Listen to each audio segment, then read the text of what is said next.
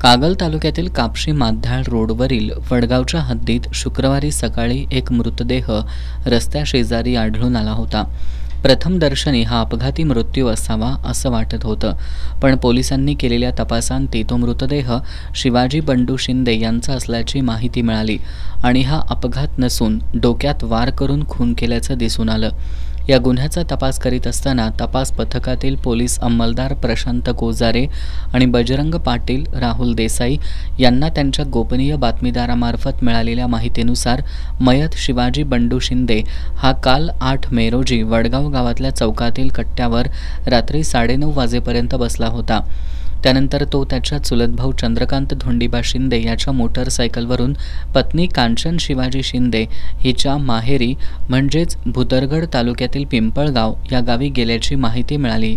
या माहितीच्या आधारे चंद्रकांत धोंडीबा शिंदे याला त्याच्या राहत्या घरातून ताब्यात घेऊन त्याच्याकडे सखोल तपास केला असता त्यानं गुन्हा केल्याचं कबूल केलं।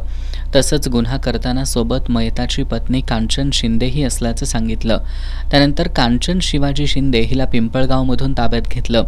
पत्नी कांचननं दिलेल्या माहितीनुसार तिचा चुलत दीर चंद्रकांत शिंदे याच्या सोबत असलेल्या अनैतिक संबंधातून त्याची मदत घेऊन हा खून केल्याचं समोर आलंय। महिला बचत गटाकडून घेतलेले पैसे परत देत नसल्याच्या कारणावरून कांचन आणि चंद्रकांत यांनी शिवाजीच्या डोक्यात आणि चेहऱ्यावर टोणा मारून गंभीर जखमी केलं। यातच त्याचा मृत्यू झाला।